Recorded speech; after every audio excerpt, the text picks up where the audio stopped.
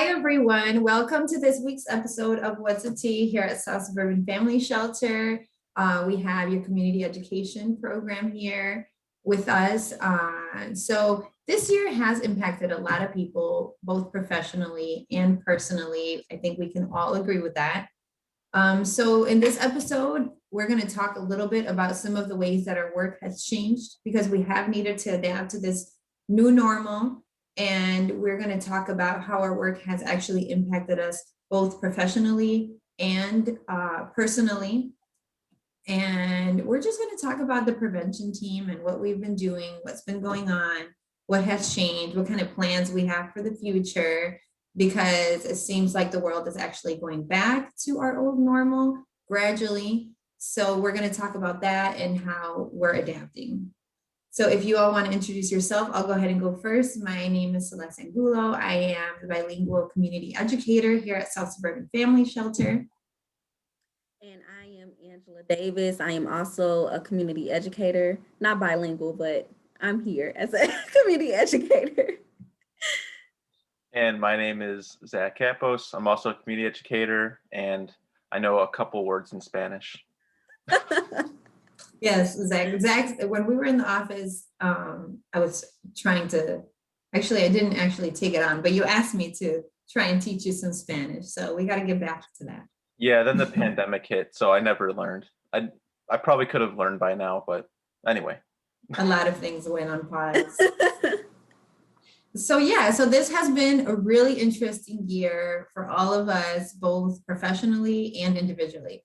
So let's talk a little bit about how it has been for you not being present in the school systems. Different, very different. It's just so interesting though, because we know physically being in the school around this time is really hectic.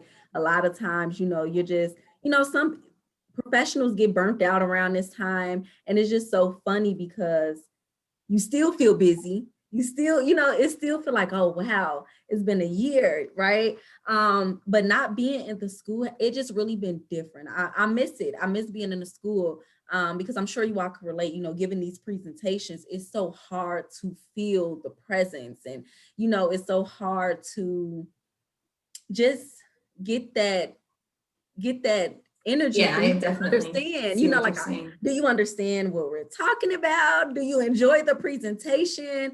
But just being in the schools, like when we go into schools, there's always like, Mr. Zach, hey, Miss Celeste, can I talk to you? I gotta tell you something. I miss that. I miss going in the hallways and all the kids are waving and coming outside their doors like, oh, they're here. So I miss that. I miss that.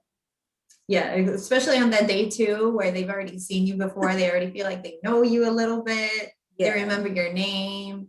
So I definitely miss that interaction. I get what you're saying. It's those vibes that you get from being in person.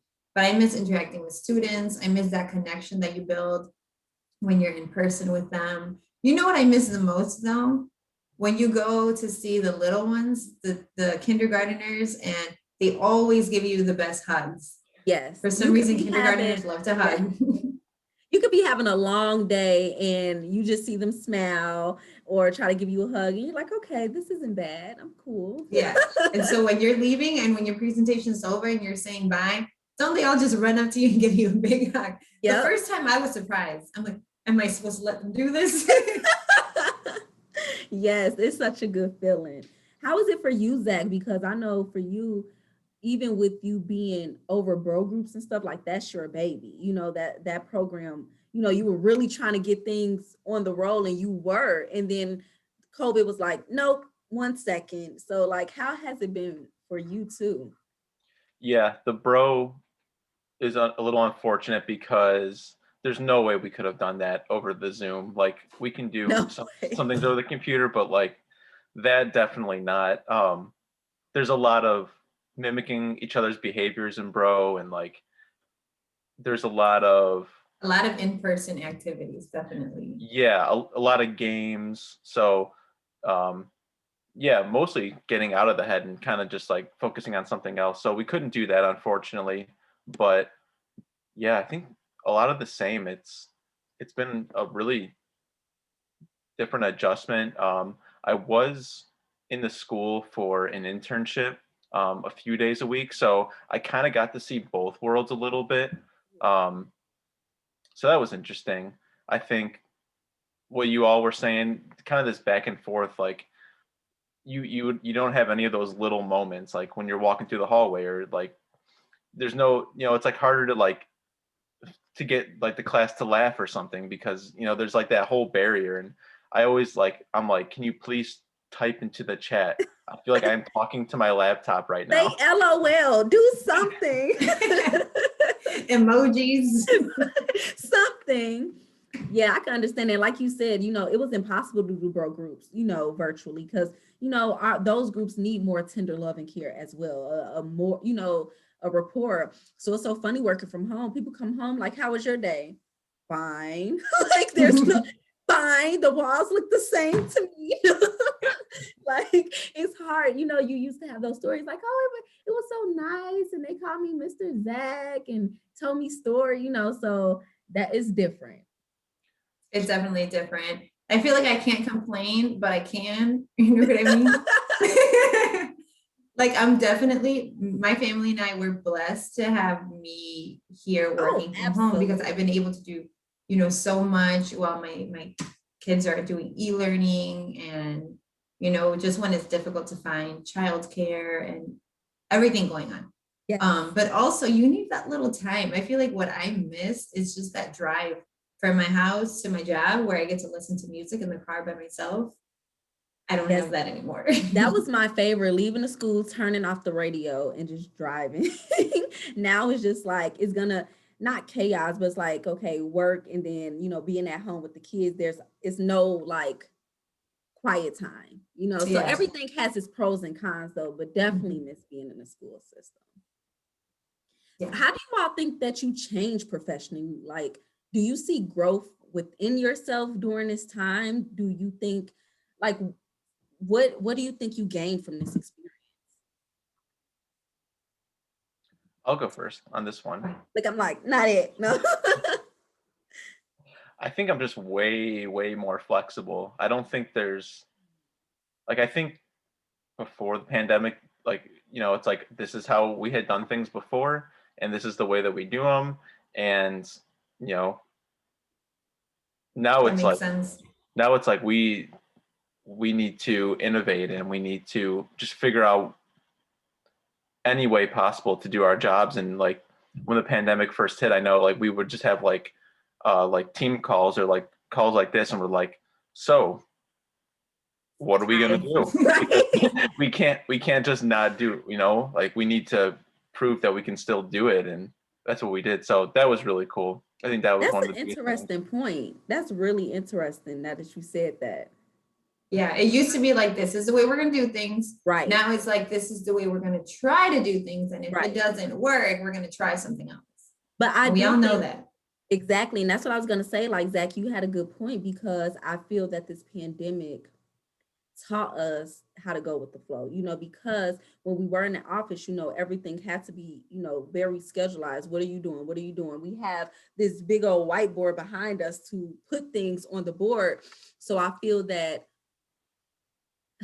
once we had to start working from home, it's like you had no choice but to go with the flow. Maybe the world was open Tuesday and it closed down on Friday. You thought you was about to do a resource fair and now it's virtual, so it's just like, it's one of those things. I really felt like after a while, I was just like, yep, okay, that happens. Yep, it switched up. It's fine. What about you, Celeste? I could think of some ways. I could think of a couple of ways that I've definitely grown professionally. I know that I'm definitely more open to like reaching out to folks of other professions, where I used to be more hesitant. I used to have this idea that like to be a certain way, I had to be a certain way around those people, or like present myself in a certain way. And now after doing tea episodes with them, I've learned that you really just have to be yourself so that they can be themselves. And that's the way it's going to work out best. So even when I call people and, find out whether they can do tea with us, I've realized that pre-tea, that little time where you get to just talk to them about things, it's just better to just be open and be completely yourself with them so that they feel comfortable. So that's one of the things that I've learned. I like that you said that, because I agree in a way, I think this pandemic allowed me to just see professionals just that we're all human and we're all Exactly. dealing with stuff. You know, literally me in a meeting's like, I'm so sorry. You know, my son is in the background. They're like, it's fine. My kids are over here too. Or me being in meetings and I'm just getting stuff thrown at me by my son. And I'm just sitting there like, okay. You know, like, but you know, it's so crazy. Like I will never forget doing a meeting. It was my first meeting with two individuals, and my son was just throwing things at me, and they're on the phone like, just to let you know, it's fine, it's okay. And I start crying, and it just made, I feel like this pandemic just made everybody feel human and be there, because we all were dealing with trauma, collective trauma, because the pandemic itself, and then adding on individual barriers, you just saw people in a different light, and we all had a collective goal to just figure out how to provide these resources to the community. But I definitely feel like growing professionally, especially tech wise, like we relied on Zach for everything. He probably was tired of us. But like going home and learning, you know, oh yeah, I know how to do a presentation on Zoom. Like that's no problem. You need me to stream it? That's no problem. Like you're just learning so much. And those are just skills that you're continuously building on, you know, professionally and individually. So though, yeah, that's some of the things too. Yeah, I think I mean, there's a difference between making videos and public speaking too. Like I've never made a YouTube video in my entire life, but you know, this is like episode 56 or something. So like that's a whole new thing. It's like you just press record, and as long as you know what you're gonna say, it's, you know, you can do it. Right. Right. Just being a part of this, like you just said, we have done 56 episodes. We wouldn't have thought that we would be a part of something like this, streaming on Facebook Live, you know, having these different partnerships and viewers and building these relationships and engaging with, you know, the chat box and stuff. Like it's nice, it's different, but it's innovative. And that just shows you like, if we accomplished this and it was new for us, imagine what else we have in mind to do. Yeah. Yeah, I think that to go back on what both of you said, because I wanted to mention it, the human thing, and like, because like every single like time I have a classroom and there's like more than like 10 people, there's always one person who's like driving in their car. There's one person who has a screaming kid. There's one that's like, are you at like a grocery store? Like, what are you doing over there?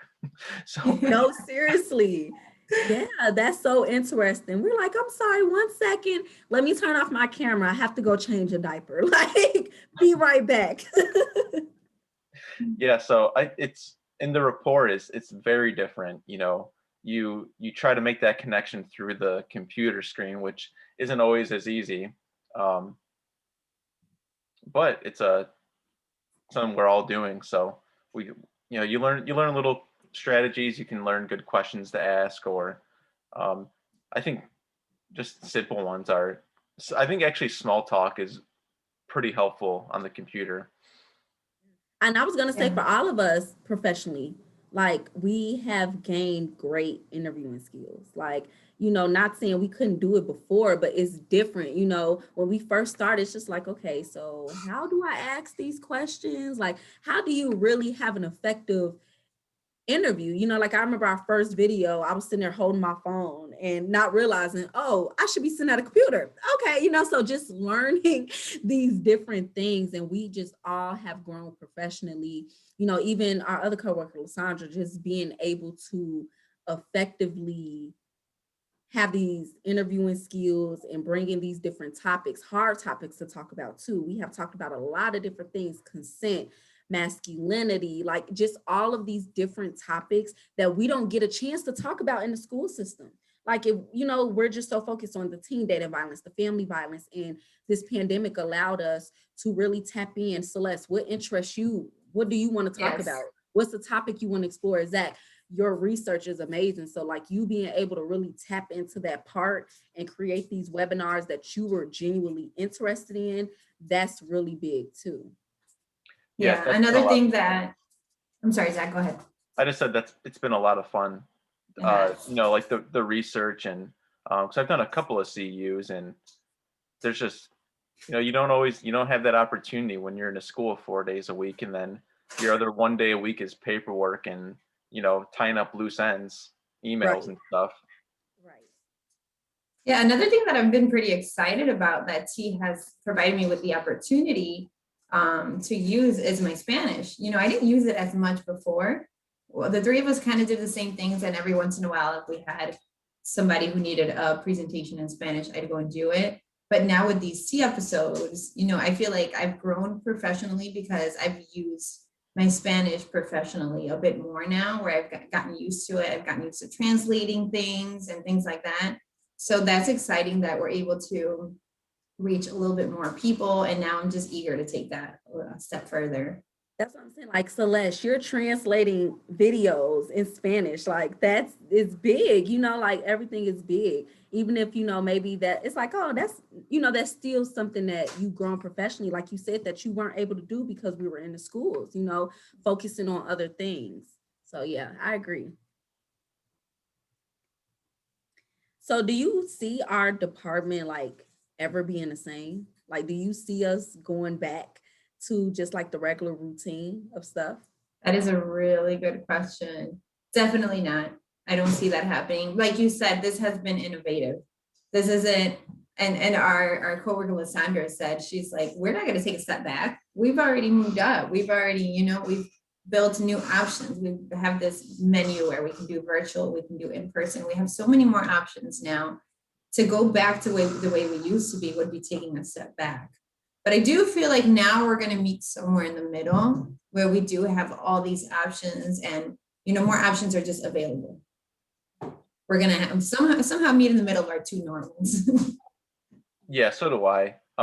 Because we know like videos, they scale. So you can send one video to 1 million people and 1 million people could watch it. But at the same time, there is something to be said about being right in front of someone. And like, as you know, we talked about at the beginning of this video. So I do see kind of that medium, but also like still remembering all the things that we had changed and not letting that just be like, oh, that was for last year because we had to. Yeah. Because a lot of the stuff is really useful. Absolutely. I agree with you all. I also feel like, you know, just the boss that we have, she's even before the pandemic, she was always pushing us.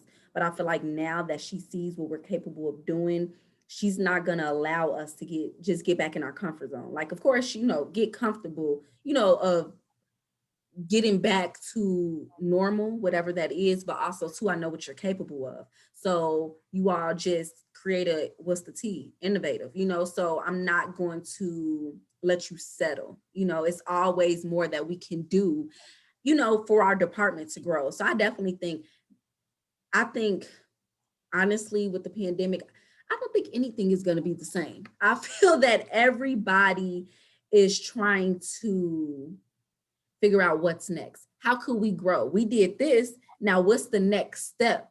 What else could we do? We did what's the T? What else could we do that can be even bigger? You know? Exactly. And speaking of growing, you know, have you all noticed any observations or experiences outside of the agency that have tied to the work we do with prevention?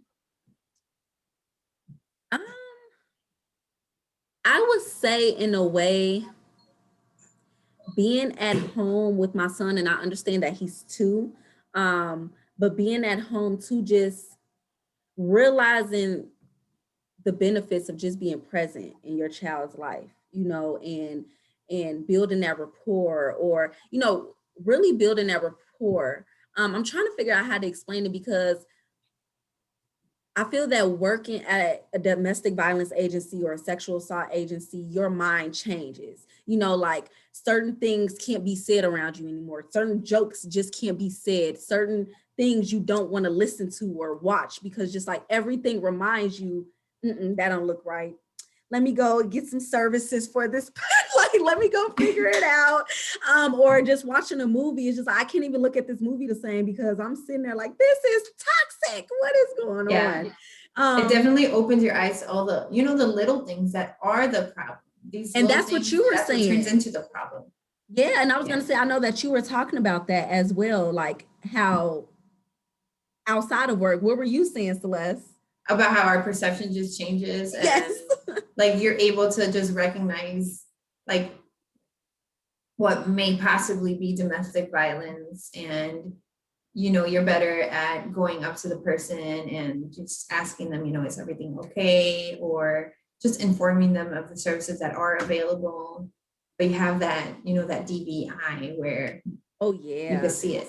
I felt like I was calling things out and, like, I see this and this and that. And then a month later, I told you, like I told you, it's just like everything now is just like, did y'all see that? No, that don't look right to me, So I feel like now, especially with us being mandated reporters, it's like your eyes are just kind of open to everything, especially with us being very cautious of, unfortunately, just the hardships that a lot of adolescents faced during the pandemic.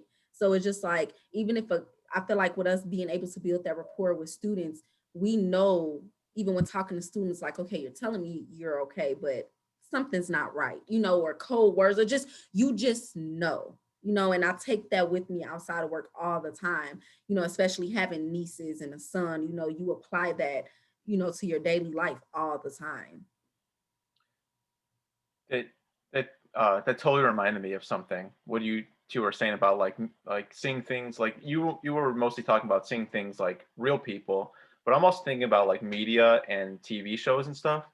And like I'll be watching a show like Criminal Minds or something, and maybe it'll be centered around domestic violence, and you can see how it's like half true, but also like there's something for the effect of making an episode or making a story, and you're like, oh, that's how like all these misconceptions start, because something is half true, and then that's what you remember because you were just casually watching TV one day.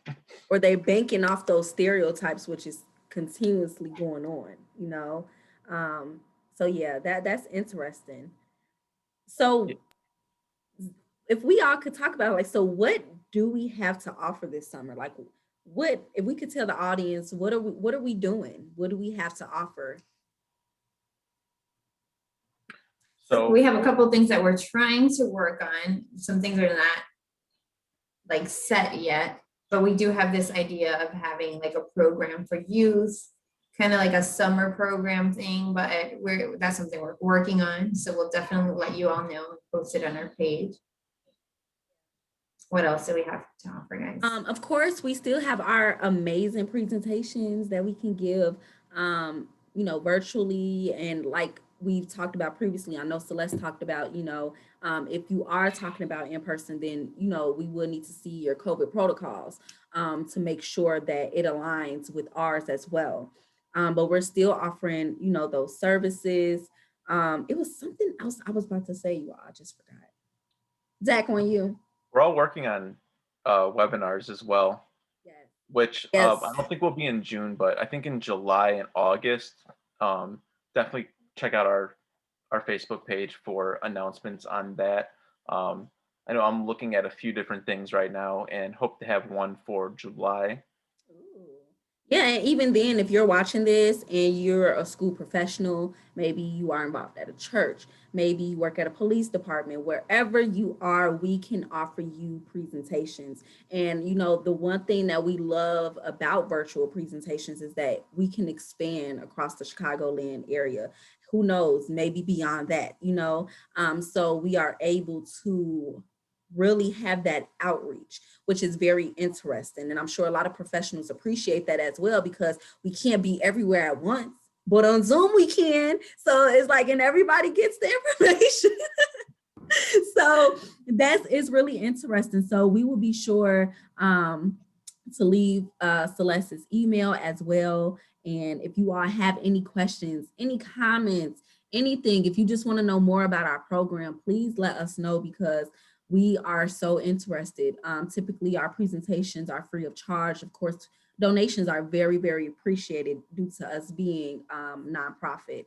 But our services are here for you. And then I think we all, and I can speak for myself, but I feel like we all can agree that this pandemic has not allowed the community to receive a lot of the resources that's out there. And I feel that, like I said, different dynamics, different things that individuals went through. And I feel that this information is really important because family violence, domestic violence, was heightened being in a stay-at-home order. So now that the world is opening up, what does that mean? Maybe individuals are ready to receive those resources. We don't know, but they are here. Yeah, and by the title of the presentation, some people might think, well, my kid doesn't need that. My kid isn't going through that, or my students or whoever it may be. So these presentations are not necessarily for students who are going through family violence. That's not exactly what we are aiming at. We're targeting just preparing everyone for in case they're at the store or wherever it is that you are and something happens, and you'll know what to do. You'll know how to keep yourself safe. It's always good to have that information because we hear a lot of times, if we go into the high schools, like, oh, that was never taught to me, so just being able to provide this. And it's like we always say, once you have that information, once you know better, you try to do better, or you try to correct the things that, maybe weren't right, if that makes sense. Yeah, exactly. Especially with like teen dating violence. Oftentimes, sometimes parents think, well, my child is a little too young. They're not dating yet. But it doesn't just help them with dating. It helps them with just establishing any type of relationship. Yeah, absolutely. And that's what we always say, like, hey, even though if you're not dating, not thinking about it, you're going to have friends, right? It's still a foundation. That's still a foundation that you want to have. Absolutely. So is there anything else that we would like to share or, talk about today regarding this episode? I think that's it. Look for us in the fall as well. I know schools are still, I've been in contact with a bunch of schools, and a lot of them are like, we're still working on it. We're still trying to figure out like if we're going to do a hybrid schedule or we're going to do this or that. So we're going to somewhat, base our presentations and stuff off what they do, but definitely look for us and look for some updates coming up as well. Yeah, I would like to mention just how flexible we are and how flexible we've become after the pandemic. And so if some people are like sitting here watching this and wondering, I wonder if I could use these presentations, but don't really know what they are. We're very flexible. We can adjust to, like, we have activities, we have presentations. If you want to do a 30-minute thing, if you want to do a 3-day thing, like, we'll definitely adjust to whatever group we are presenting to. So there are a lot of options, and we can work together to figure out what it is that will work best for us. Well, we do want to take the time to continuously just thank you all so much for just supporting us and continuity. Yep, it's a day. Continuing to tune in to What's the Tea. Be sure to share our videos. Let your friends know. Let your family know. Let any professionals know that could benefit from this. And like we always say, tune in next week, same time, same place, different tea. Bye, everyone. Bye, everybody.